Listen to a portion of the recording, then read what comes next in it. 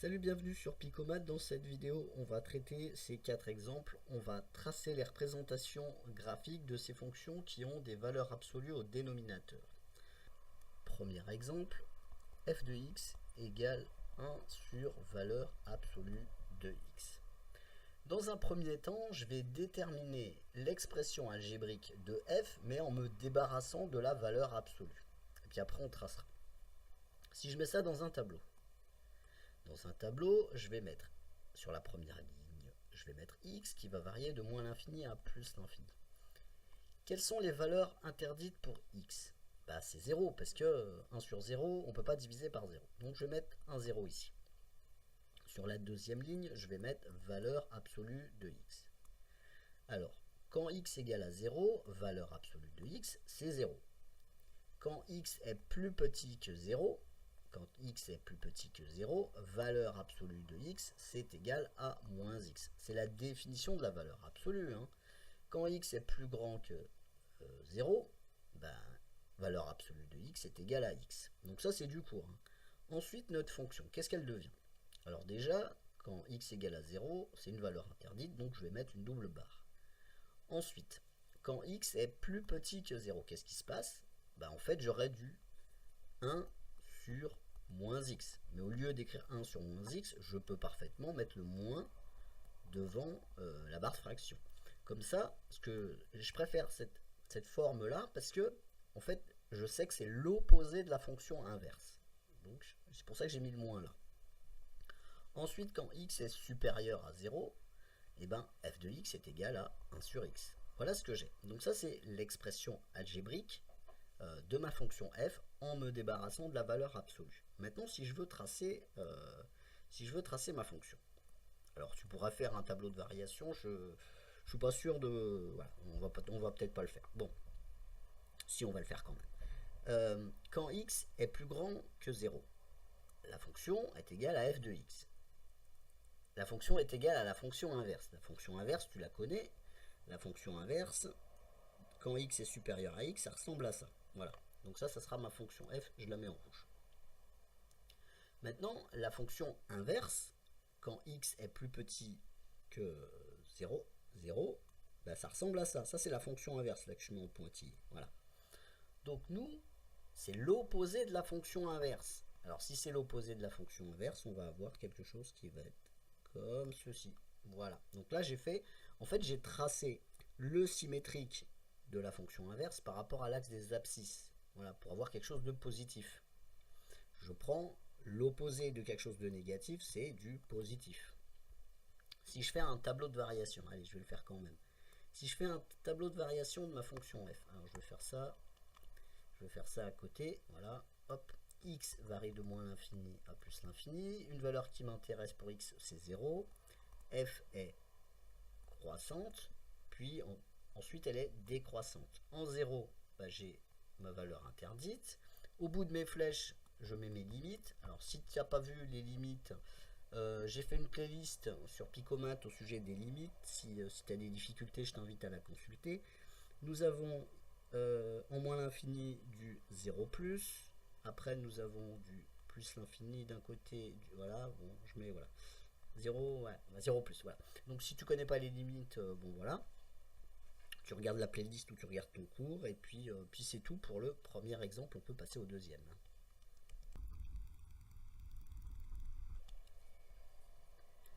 Deuxième exemple, f de x est égal à moins 1 sur valeur absolue de x. Ça ressemble beaucoup au premier exemple. Pour l'expression algébrique de f, on va avoir quoi? X va varier de moins l'infini à plus l'infini.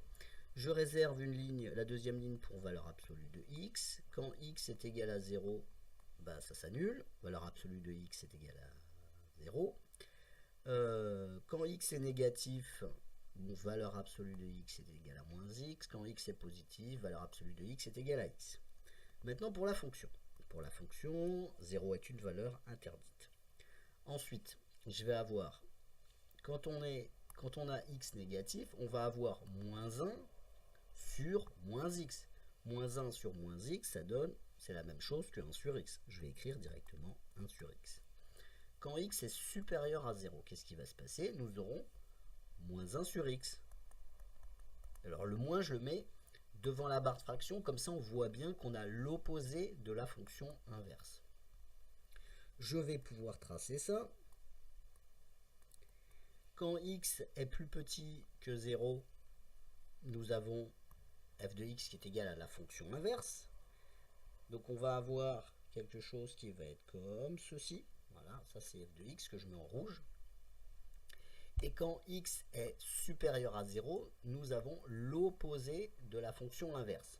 Alors la fonction inverse, si je la mets en pointillé, elle est comme ceci. Voilà. Donc f de x qui est l'opposé de la fonction inverse, ça va être quelque chose comme cela. Donc là, c'est pas super bien fait, mais c'est symétrique par rapport à l'axe des ordonnées. Si je trace rapidement un tableau de variation de mon deuxième exemple. X va varier de moins l'infini à plus l'infini. Une valeur intéressante, c'est 0. Nous avons f qui est décroissant, puis croissant. Nous avons une valeur interdite en 0. Pour les limites, nous aurons 0 moins, moins l'infini et 0 moins. Voilà pour le deuxième exemple. Troisième exemple, f de x est égal à 1 sur valeur absolue de x moins 1. On va faire comme tout à l'heure. On va donner une expression algébrique de f sans les valeurs absolues. X varie de moins l'infini à plus l'infini. Une valeur intéressante, c'est 1 parce qu'elle annule x moins 1. Deuxième ligne, je mets valeur absolue de x moins 1. Donc quand x est égal à 1, valeur absolue de x moins 1, ça vaut 0. Maintenant, qu'est-ce que je vais mettre dans cette case et dans cette autre case? Eh bien, on va faire un petit calcul à côté. Si x est inférieur à 1, x moins 1 est inférieur à 1 moins 1. Je fais moins 1 de chaque côté. X moins 1 est négatif. Si x moins 1 est négatif, valeur absolue de x moins 1 est égale à l'opposé de x moins 1. Alors je vais mettre l'opposé de x moins 1. Maintenant, si x est plus grand que 1, x moins 1 est supérieur à 1 moins 1, c'est-à-dire 0. Donc si x moins 1 est positif, valeur absolue de x moins 1 c'est égal à x moins 1. Voilà. Maintenant ma fonction. Nous ce qu'on voulait c'était l'expression algébrique de la fonction. Donc quand x est égal à 1, je mets une double barre. Je ne peux pas diviser par 0. Ensuite, quand x est plus petit que 1, qu'est-ce qui se passe? Eh bien nous avons 1 sur moins x moins 1. Alors le moins, je vais le mettre devant ma barre de fraction. Comme ça, voilà. C'est l'opposé de 1 sur x moins 1. C'est parce que comme ça va être plus clair pour tout à l'heure. Ça va être plus facile pour tout à l'heure. Ensuite, quand x est plus grand que 1, f de x est égal à 1 sur x moins 1. Et voilà, on a une expression, enfin on a deux expressions algébriques. Ça dépend de la valeur de x. On a des expressions algébriques de f sans les valeurs absolues, on s'en est débarrassé. Donc ce qu'on va faire maintenant, on va tracer notre fonction f, mais pour tracer notre fonction f, on a besoin de connaître 1 sur x moins 1. Donc 1 sur x moins 1, alors si tu connais un peu les fonctions homographiques, tu sais que c'est, si je place 1, en fait ça ressemble à la fonction inverse, mais c'est décalé par rapport à de 1 vers la droite en fait. On a fait une translation de vecteur i si ça te parle. Maintenant je trace la fonction 1 sur x-1. Alors je vais la tracer en pointillé. Elle ressemble à ça. Là. Et puis de l'autre côté. Et quelque chose comme ça. Voilà. Voilà. Donc là j'ai mis en pointillé la fonction 1 sur x-1. Maintenant si je veux f, je sais que si x est supérieur à 1, bah, f de x c'est 1 sur x moins 1. Donc en fait là je vais avoir cette partie là, hein, que je mets en rouge, voilà, cette branche là d'hyperbole. Je sais pas si on parle de branche pour les hyperboles. Ce morceau là quoi. Et puis si x est plus petit que 1, il faut que je prenne l'opposé. Il faut que je prenne l'opposé de ce que j'ai en pointillé. Donc en fait au lieu d'avoir quelque chose dans ce sens là, enfin en bas quoi, en bas de l'axe des abscisses, je vais avoir quelque chose comme ça. Alors je vais le mettre en rouge également. Voilà, on aura quelque chose comme ça. Alors c'est pas très joliment fait parce qu'en fait c'est symétrique, hein. Alors attends, je vais refaire ça un peu mieux. Les deux morceaux rouges là ils sont symétriques, hein, par rapport à la droite d'équation x égale 1. Alors si je fais un tableau de variation maintenant pour ma fonction f, x varie de moins l'infini à plus l'infini, une valeur intéressante c'est 1, j'ai une double barre, f est croissant puis décroissant. Nous aurons 0 plus l'infini et 0 plus. Voilà pour l'exemple numéro 3. Quatrième exemple, f de x égale valeur absolue de x plus 3 sur valeur absolue de x moins 2. On va se donner une expression, enfin des expressions algébriques de f sans la valeur absolue. Alors, les valeurs intéressantes. Qu'est-ce que j'ai comme valeur intéressante? Ce qui annule le dénominateur ici, c'est moins 3. Et ce qui annule le dénominateur, c'est 2. Alors, on va placer moins 3 et 2. Voilà. Première ligne, valeur absolue de x plus 3. Hop. Alors, ça s'annule quand x égale moins 3. Si x est plus petit que moins 3, x plus 3 est plus petit que moins 3 plus 3. Moins 3 plus 3, c'est 0. X plus 3 est négatif. Si x plus 3 est négatif ici, il faut que je prenne, parce que je veux la valeur absolue de x plus 3, il faut que je prenne l'opposé de x plus 3. Donc je vais dans la case, je vais mettre l'opposé de x plus 3. Ensuite, qu'est-ce qui nous intéresse? Alors, le 2, là, on s'en fiche, hein. Si x est plus grand que moins 3, qu'est-ce qui se passe? X supérieur à moins 3. X plus 3 est supérieur à moins 3 plus 3. Moins 3 plus 3, c'est 0. X plus 3 est positif ici. Donc ici, dans la où j'ai entouré en vert, il faut que je mette x plus 3, parce que valeur absolue de quelque chose de positif, c'est la même chose. Enfin, c'est cette chose-là, quoi. C'est pas clair. Allez, x plus 3, x plus 3. Voilà. Maintenant, il faut que je fasse le même travail pour valeur absolue de x moins 2. Valeur absolue de x moins 2. En moins 3, il ne se passe rien de particulier. Et quand x est égal à 2, bah ça s'annule.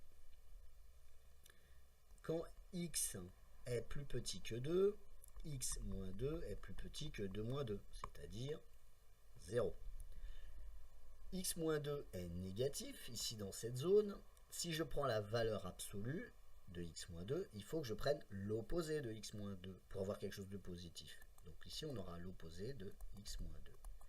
Et de l'autre côté, également, dans l'autre case, là, l'opposé de x moins 2. Quand x est plus grand que 2, qu'est-ce qui se passe? X plus grand que 2. X moins 2 est plus grand que 2 moins 2, c'est-à-dire 0. X moins 2 est positif quand x est plus grand que 2. Donc dans cette case, il faut que je mette x moins 2. Parce que de toute façon, c'est positif. La valeur absolue de quelque chose de positif, voilà, c'est pas très clair, mais bon. Si tu as des questions, tu les laisses en commentaire. Maintenant, notre fonction. Alors, notre fonction, comment ça va être? Alors, quand x est égal à moins 3, f de x, enfin f de 3, ça fait 0. On peut pas, on a une valeur interdite, c'est 2. Et puis ensuite, il faut que je fasse le quotient. Ici, on a un quotient. Il faut que je fasse moins 3, enfin, moins x plus 3 sur moins x plus moins 2. Donc là, je vais avoir du négatif, hein, tu vois. Allez, je vais faire le détail. Moins x plus 3 sur moins x moins 2. Les signes moins, ils vont s'en aller. On aura x plus 3 sur x moins 2. Donc dans la case, je vais mettre x plus 3 sur x moins 2. Voilà. Ensuite, pour la colonne en vert, là, qu'est-ce que je mets? J'aurai x plus 3 sur moins x moins 2. Alors, j'ai x plus 3. Alors là, il ne faut pas se tromper avec les signes moins. Moins x moins 2. Ce que je vais faire, le signe moins qui est au dénominateur, je vais le mettre devant la barre de fraction. Comme ça, j'aurai du moins x plus 3 sur x moins 2. Pourquoi est-ce que je fais ça? Parce que comme ça, je vois que je vois bien que j'ai l'opposé de la colonne précédente. C'est fait exprès pour faire apparaître ça. Donc on a moins x plus 3 sur x moins 2. Dernière colonne. Ah bah c'est facile, il n'y a rien du tout de compliqué. On a x plus 3 sur x moins 2. Voilà. Donc là, on a les expressions algébriques de f en fonction de l'intervalle. Quand x est plus petit que moins 3 et que ou x est plus grand que 2, f de x est égal à x plus 3 sur x moins 2.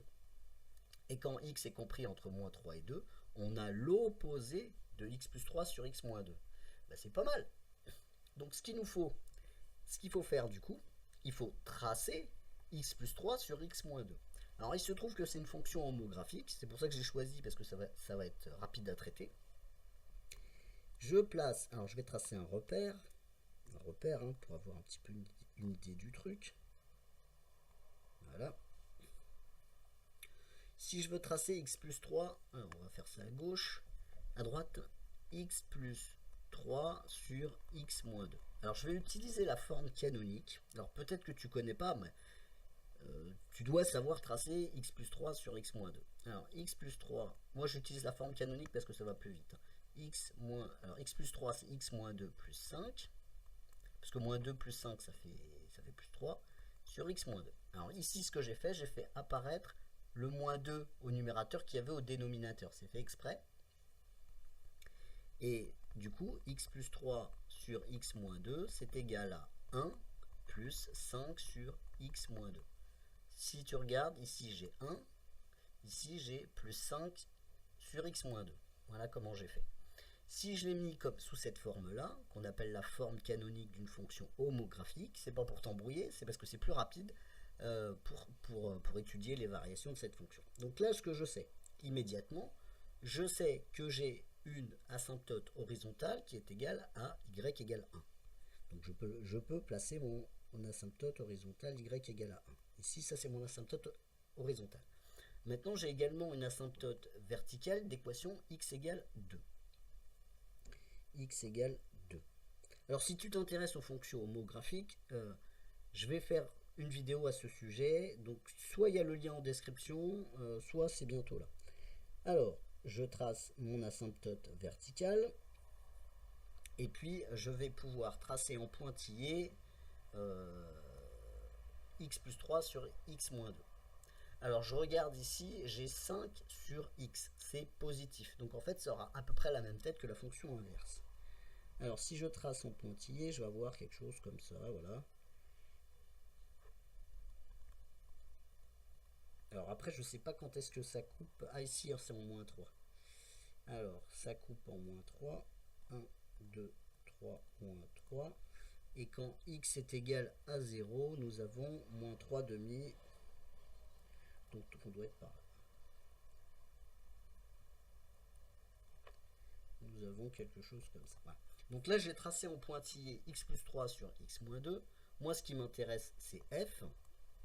Alors, f, je sais que f, quand on est dans l'intervalle moins 3, enfin, moins l'infini, moins 3 et 2 plus l'infini, on va avoir ce que j'ai mis en pointillé. Donc, on va simplement voilà, mettre ça en rouge. Donc là, c'est pareil. C'est pareil. Ensuite, quand on est dans l'intervalle moins 3, 2, on a l'opposé de ce que j'ai mis en pointillé. Alors l'opposé de ce que j'ai mis en pointillé, va falloir faire une symétrie d'axe des abscisses, d'axe x égale à 0, y égale à 0, pardon. Donc on a quelque chose qui est comme ça. Voilà. Donc on est on a quelque chose de décroissant jusqu'à moins 3, puis après c'est croissant, puis après c'est... Si je fais un petit tableau de variation, alors un petit tableau de variation, peut-être un peu plus grand, on va avoir x qui va varier de moins l'infini à plus l'infini. Les valeurs intéressantes, c'est moins 3 et 2. Et ensuite f. Alors qu'est-ce qui se passe? Alors en 2 déjà, j'ai une asymptote verticale. Et en moins 3, les variations changent. Bon, on a du décroissant, et après on a du croissant, et après on a du décroissant. En moins l'infini, quelle est la limite? Ça va être un moins, avec un petit moins en exposant pour dire qu'on est en dessous de l'asymptote y égale 1. Ensuite, après, on va jusqu'à 0. Après, on monte jusqu'à plus l'infini. Après, on part de plus l'infini jusqu'à 1 plus, parce qu'on est au-dessus de l'asymptote ici. Voilà. Donc, bah voilà, j'espère que ça a été à peu près clair. Si tu veux des explications un peu plus poussées ou si tu as d'autres exemples, tu l'indiques en commentaire. Je te dis à bientôt sur Picomat.